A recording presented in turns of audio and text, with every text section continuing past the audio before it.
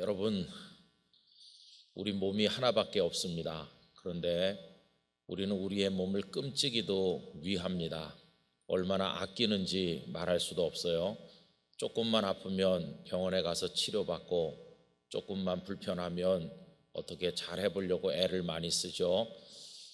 그런데 이런 생각 해보셨습니까? 이렇게 귀하게 여기고 아낀 이 육체를 가지고 하나님께서 제일 마음 아파하는 죄를 짓고 산다 생각을 해보셨습니까? 그건 어떻게 보면은 내가 몸을 아껴가지고 잘 관리해가지고 하나님 마음 아프게 하는데 쓰니까 이게 좀 이상하지 않습니까?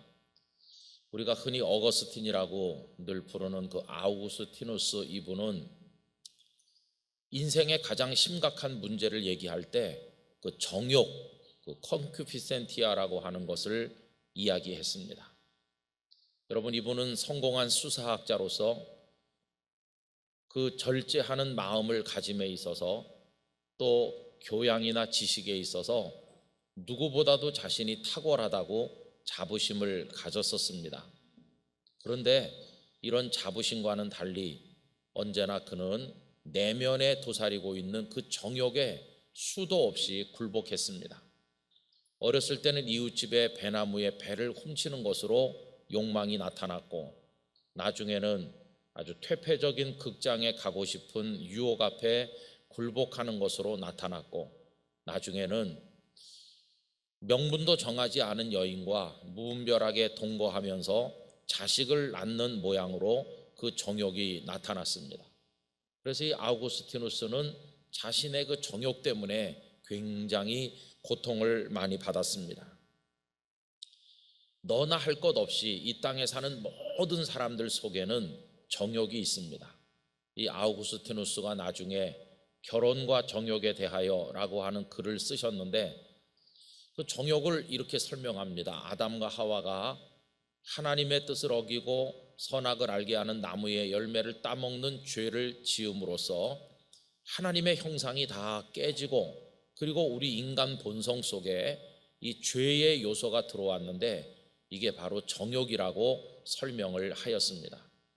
나중에 종교개혁자인 루터나 칼빈 선생도 원죄와 관련해서 이 정욕을 설명한 적이 있습니다. 여러분, 우리 속에 다 그런 것들이 있다 보니까 얼마나 많은 죄악이 우리로부터 나오는지 말할 수가 없습니다. 우리 예수님께서도 우리 속에 깃들어 있는 죄악을 여러 가지로 설명하신 적이 있는데요, 마태복음 15장 19절에 보면 마음에서 나오는 것은 악한 생각과 살인과 간음과 음란과 도둑질과 거짓 증언과 비방이니 라고 예수님께서 말씀하셨습니다. 또 바울 사도를 통해서 얼마나 많은 죄악이 우리 속에서부터 만들어지는지를 디모데후서 3장 1절에서 7절까지 다음과 같이 말씀하고 있습니다. 너는 이것을 알라. 말세에 고통하는 때가 이르러 사람들이 자기를 사랑하며 돈을 사랑하며 자랑하며 교만하며 비방하며 부모를 거역하며 감사하지 아니하며 거룩하지 아니하며 무정하며 원통함을 풀지 아니하며 모함하며 절제하지 못하며 사나우며 선한 것을 좋아하지 아니하며 배신하며 조급하며 자만하며 쾌락을 사랑하기를 하나님 사랑하는 것보다 더하며 경건의 모양은 있으나 경건의 능력은 부인하니 이 같은 자들에게서 네가 돌아서라. 그들 중에 남의 집에 가만히 들어가 어리석은 여자를 유인하는 자들이 있으니 그 여자는 죄를 중히 지고 여러 가지 욕심에 끌린 바 되어 항상 배우나 끝내 진리의 지식에 이룰 수 없느니라. 한참 읽어야 되죠, 그죠? 얼마나 많은 죄의 종류를 나열하고 있는지. 여러분, 이 정욕의 노예가 돼서 이 육체의 욕구를 따라서 죄를 짓고 사는 사람들을 우리 육에 속한 사람이라고 부를 수 있습니다. 그런 사람 너무나 많아요. 양심의 가책도 없어요. 당연한 듯이 오히려 자랑스럽게 그렇게 죄를 저지릅니다. 여러분, 그러면서 그들은 무슨 영원함이라든지 거룩함이라든지 영생이라든지 내 영혼, 뭐 하나님의 뜻, 이런 데는 아예 알지도 못하거나 관심조차 없습니다. 오로지 현재 내 눈앞에 보이는 거, 이 세상, 그리고 뭔가 가지고 싶고 하고 싶은 욕망, 그게 그들의 삶을 다스리는 원리가 되고 있습니다. 이런 육에 속한 사람이 세상에 많다 하는 겁니다. 자, 그러면 그런 이들과는 좀 달라 보이는 사람들이 있지요. 하나님을 아버지로 믿고 예수님을 구주로 믿는 소위 그리스도인이라고 자처하는 이들은 좀 어떤가요? 참 유감스럽게도 그리스도인이라 자부하는 이들 중에도 여전히 육에 속해 사는 사람들이 많은 것처럼 보인다는 것입니다. 그래서 그리스도인이긴 한 것 같은데 똑같이 죄는 저지릅니다. 예배당에 드나들고 예배하고 봉사하고 하지만, 그러나 하나님 앞에 부끄럽게 살기는 매일반인 것 같습니다. 이 거룩한 주님의 몸된 교회를 자신의 놀이터같이 생각하기도 합니다. 그리고 단지 바깥에서 하던 걸 교회 안으로 장소만 옮겼을 뿐이지 자신의 욕망, 자신의 어떤 권력, 자신의 명예, 이런 걸 추구하는 행태는 아주 똑같이 저질러지는 경우를 우리들은 많이 보고 있습니다. 그래서 여러분, 그리스도인이기는 하지만 아직도 육체의 욕망에 굴복해서 사는 이들을 육에 속한 그리스도인이라고 이야기할 수가 있겠습니다. 자, 그러면 그런 얘기를 하고 있는 저나 이 말씀을 듣고 계시는 우리 영락교회 성도들, 우리는 그러면 어떻습니까? 우리들은 어떻다고 생각하세요? 여러분, 참 안타깝게도 우리 역시 육에 속한 그리스도인으로 나타날 때가 많다는 겁니다. 오늘 우리가 그래도 예배하는 자리에 경건한 모습으로 앉아 있을 수 있는 것은 우리가 훌륭해서 그런 것이 아니라 그나마 우리를 지키시고 더 깊은 죄에 떨어지지 않도록 우리를 막아주시는 하나님의 은혜가 있었기 때문인 것입니다. 하나님께서는 우리를 막아주고 계십니다. 전에도 말씀드렸는지 모르겠는데 이런 간증을 들은 적이 있습니다. 출장을 많이 다니고 출장 가는 걸 또 즐겨하는 분이 계신데요, 이분은 출장 가서 업무를 빨리 처리하면 하루 정도 시간이 남으면 그 지역을 여행하는 맛으로 출장을 가곤 했다고 합니다. 한 번은 먼 지방에 가서 볼일을 빨리 보고 하루 정도의 여유가 남았는데 사탄이 그 속에 유혹을 집어넣습니다. 야, 누가 보기래, 누가 알기래, 너 한번 마음껏 오늘 하루 즐겨봐라, 그런 생각을 속에다 넣어준 겁니다. 그래서 차를 슬슬 몰면서 그 도시의 유흥가를 찾아가게 되었답니다. 네온사인이 번쩍번쩍하죠.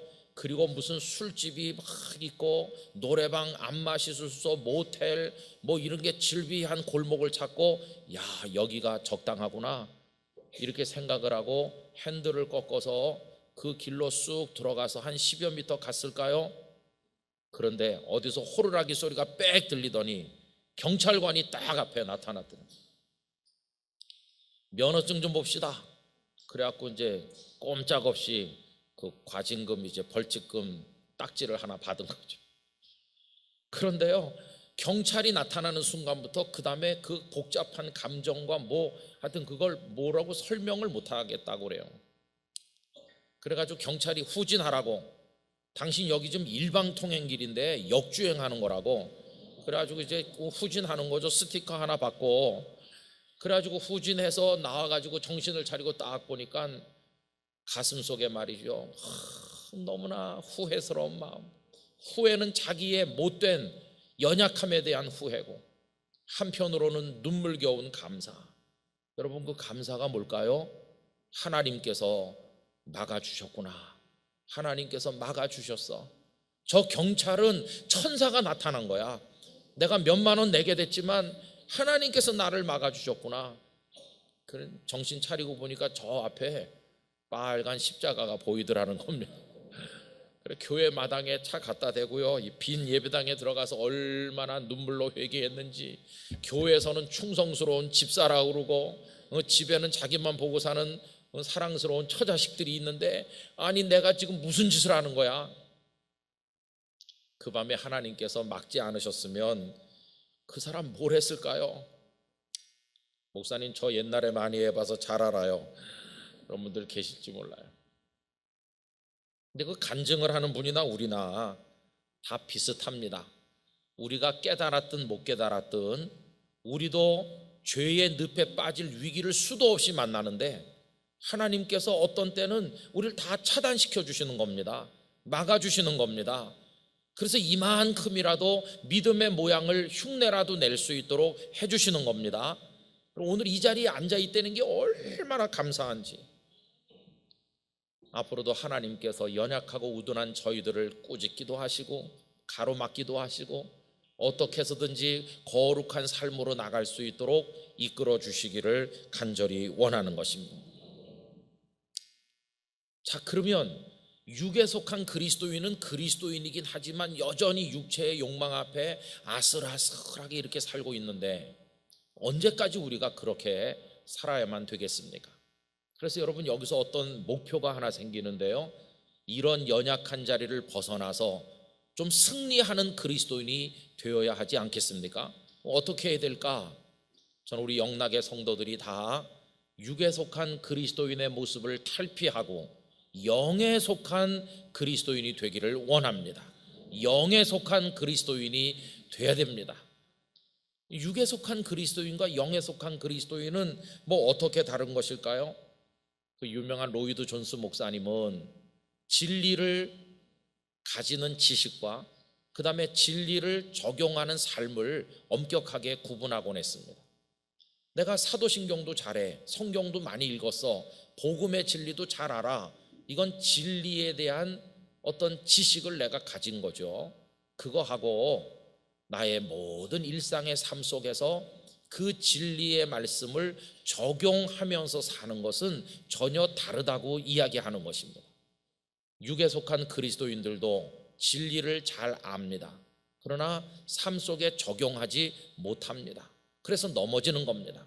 그러나 영에 속한 그리스도인은 알고 믿고 있는 바 그 진리를 날마다 삶 속에 구체적으로 적용하면서 살려고 몸부림을 치는 것입니다.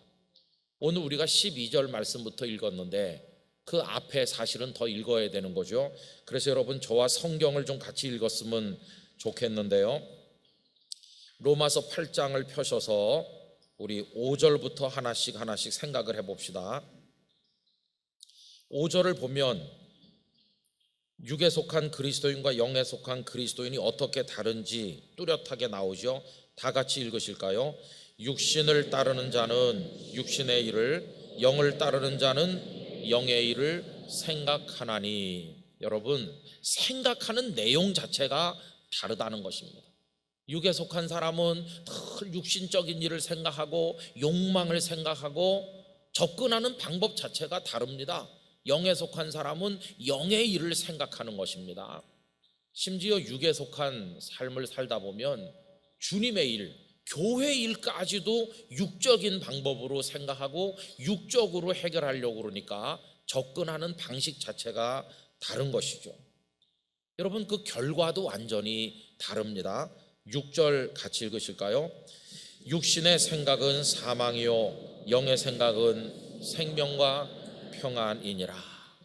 어떤 문제를 육적으로 접근하고 육의 욕망에 따라서 해결하려고 밤을 새워가면서 고통을 받아봤댔자 결과는 사망의 고통입니다. 그러나 하나님의 영을 따라서 하면 마지막에 다가오는 것은 생명과 평안이라고. 여러분이 축복을 누리시기를 기원합니다. 이렇다 보니까 육에 속한 그리스도인이 되면 아무리 애를 써도 하나님을 기쁘시게 할 수가 없게 되는 것입니다. 7절과 8절 읽습니다. 육신의 생각은 하나님과 원수가 되나니 이는 하나님의 법에 굴복하지 아니할 뿐 아니라 할 수도 없음이라. 육신에 있는 자들은 하나님을 기쁘시게 할 수 없느니라. 당연한 거겠죠? 여러분 다 이해가 되셨을 줄 믿습니다. 근데 맨날 주여 주여 이렇게 하는데 왜 하나님을 기쁘시게 하지도 못하고 여전히 육의 욕망에 굴복하느냐? 그 이유가 뭐냐? 여러분, 이유는 그 속에 하나님의 영, 예수 그리스도의 영, 성령님을 모시고 살지 못해서 그런 것입니다. 그게 9절에 나오는 말씀인데 다 같이 읽으실까요? 만일 너희 속에 하나님의 영이 거하시면 너희가 육신에 있지 아니하고 영에 있나니 누구든지 그리스도의 영이 없으면 그리스도의 사람이 아니라. 하나님의 영이시고 예수 그리스도의 영이신 성령께서 우리 속에 계시면 우린 진정한 그리스도인이 될 수가 있다는 것입니다. 그 성령님께서 감동하시고 우리에게 말씀하실 때 그 성령님께 순종해서 사는 것이 승리의 비결인 것이죠. 그래서 여러분, 이제 오늘 본문 12절로 내려와 보세요. 이제 우리 어떻게 살아야 되느냐? 12절 다 같이요. 그러므로 형제들아, 우리가 빚진 자로 돼 육신에 져서 육신대로 살 것이 아니니라. 아멘. 저는 우리 영락교회 성도들 가운데 육신에 지는 분이 한 분도 없기를 축복합니다. 다 이걸 이겨야 되는 거죠. 어떻게 해요? 성령의 도우심으로. 13절 읽습니다. 너희가 육신대로 살면 반드시 죽을 것이로되 영으로서 몸의 행실을 죽이면 살리니. 할렐루야. 여기 비결이 나오죠. 이해를 돕기 위해서 제가 다른 번역으로 한번 다시 읽어드립니다. 죄의 본성에 따라 산다면 여러분은 죽을 것입니다. 그러나 성령의 도우심을 받아 몸의 악한 일을 죽인다면 여러분은 살 것입니다. 어떻게 하라고 가르치죠? 성령님의 도우심을 받으라고요. 그래서 성령님께서는 우리가 깨닫든지 못 깨닫든지 늘 우리 가운데 임하여 계시고 우리에게 속삭이시고 우리에게 격려하시는데, 그 성령님의 말씀을 소멸하지 말고 우리에게 거룩한 흥분, 감동을 일으켜 주실 때 아멘 하는 마음으로 순종하면 육적인 모든 걸 이길 수 있게 되고, 그렇게 될 때 하나님의 자녀가 되는 겁니다. 여러분, 14절 다 같이 읽습니다. 무릇 하나님의 영으로 인도함을 받는 사람은 곧 하나님의 아들이라. 할렐루야. 우리 영락의 성도들이 이 신비를 경험하시기를 축복합니다. 근데 문제는 뭐냐 하면, 이렇게 다 같이 모여가지고 예배 드릴 때, 공적인 예배 순서에 따라서 함께 할 때, 또 기도에 와서 간절히 주님을 부를 때는 뭐 좀 되는 것 같은데, 이제 끝나고 각자 개개인의 삶으로 이 공적인 예배가 끝나고 사적인 각자의 삶 속으로 들어갔을 때 거기가 이제 문제인 것이죠. 거기서 막 욕망이 생깁니다. 분노가 막 우리 속에 치밀어 오를 때가 있습니다. 그러면서 물질, 권력, 뭐 여러 가지 명예, 어떤 성적인 막 그런 것들이 우리를 뒤집어 놓고 감정을 다스리질 못해서 폭발하고 그럽니다. 이게 다 육에 지는 것이거든요. 그래서 정말로 성령님의 인도를 받는 사람은 그런 것들을 잘 관리하고 통제할 수 있게 되는데, 잠언 말씀은 자기 감정을 다스리는 자를 이렇게 칭찬했습니다. 잠언 16장 32절, 노하기를 더디하는 자는 용사보다 낫고 자기의 마음을 다스리는 자는 성을 빼앗는 자보다 나으니라. 어떻게 이런 분노를 다스리면서 육의 감정에 끌려다니지 않을 수 있을까? 성령님의 도우심을 받는 겁니다. 성령님의 도우심을. 전에도 말씀드렸지만 제가 초등학교 2학년 때 이웃집 아이가 새총을 쏴서 눈조리게 홍채가 터지고 눈이 이제 이상하게 됐죠. 그러면 그 집에서 미안하다고 어떻게 치료를 잘해야 될 텐데, 그래야 되는데 와서 막 악담을 퍼붓고요. 그랬습니다. 너무나 우리 부모님이 원통하니까 세브란스 병원에서 진단서 떼다가 이거 치료하려면 돈이 얼마, 치료가 안 되죠. 뭐 이왕 파열됐으니까요. 그런데 진단서 갖다 방바닥에 놓고 저는 눈을 이렇게 하고 있고 어머니 아버지 나누던 대화가 생각이 납니다. 아버님께서 우리는 예수 믿지 않느냐, 아들 하나 있는 게 이렇게 홍채가 파열됐지만 너무나 원통하지만 그래도 우리는 예수님을 믿지 않느냐. 여러분, 저는 그때 저희 아버님이 굉장히 어려운 결정을 한 것이라고 믿습니다. 성령께서 고소 고발하면 안 된다고 감동을 주셨고 저희 아버님은 순종한 거라고 저는 생각합니다. 거기서 십몇 년 더 살다가 이사를 가는 날 이삿짐 싸는데 색깔이 노랗게 변한 종이가 툭 떨어져서 보니까 그게 그 진단서였어요. 그런데 여러분, 우리가 이사 가기 한 1, 2년 전에 그 집이 다 우리 가족이 다니는 교회에 다니게 됐어요. 그러니 그때 아버님이 고소고발 안 한 게 얼마나 나중에 위로가 되고 저희 가족들에게 기쁨이 됐는지 모릅니다. 저는 눈 때문에 늘 피곤하고 힘들지만 그래도 그 속에는 성령의 감동에 순종한 우리 아버님의 결단이 들어있는 거 아닙니까? 저에게 산 교훈이 되는 것이죠. 저도 그런 경험을 여러 번 했는데, 노회에서 저를 어느 교회에 보내서 그 교회가 사회법정에 막 고소하고 지금 힘드니까 가서 어떻게 좀 잘해보세요. 그래서 제가 갔는데요, 얼마나 저한테 퍼붓고 악담을 하고 하는지, 제가 얼마나 분통이 터지는지요. 제가 울뚝벨이 있었거든요. 막 뒤집어지는 거 한순간에. 그래가지고 막 무서운 사람으로 변하고 그랬거든요. 그런 소리를 들으면서 있으려고 그러니까 뭐 이런 장로님이 있나 막 뒤집어 엎고 싶은 생각이 들고 그랬거든요. 그런데 성령께서 참아라, 김 목사 네가 참아야지, 너 조용히 있어라, 이게 성령의 감동이시거든요. 그래서 제가 참고 가만히 어려운 일을 감당했더니 하나님 복을 주시는데, 그 장로님들이요 나중에는 다 우리 책임이라고 하면서 장로 사표를 써갖고 다 갖고 오셨고, 교회가 급속하게 회복이 되고 새 목사님이 오셔서요 지금은 행복한 교회가 됐습니다. 그때 성령의 감동하심을 묵살하고 나도 소리 지를 줄 안다 그러면서 확 했으면 아이고 아무것도 안 됐겠죠. 그래서 여러분, 영의 도우심으로 우리 몸의 행실을 죽이는 그 훈련을 우리가 해야 되는데, 그래서 데살로니가전서 5장 19절 이하에 다음과 같이 말씀했습니다. 성령을 소멸하지 말며. 여러분, 우리 해답을 다 알고 있어요. 어떤 상황이 왔을 때 어떻게 말해야 되는지 말 안 해야 되는지, 어떻게 행동해야 되는지, 감정을 어떻게 다스려야 되는지, 이런 거 가지면 되는지 안 가져야 되는지 몰라서 그렇습니까? 해답은 이미 다 우리 알고 있는 겁니다. 매 순간 성령께서 감동하시는데, 여러분 그 성령의 감동을 묵살하지 않으시기를 부탁드립니다. 예언을 멸시하지 말고 범사에 헤아려 어떤 걸 취하라고요? 좋은 걸. 좋은 게 뭘까요? 성령의 감동을 따르는 게 좋은 걸 취하는 겁니다. 악은 어떤 모양이라도 버리라.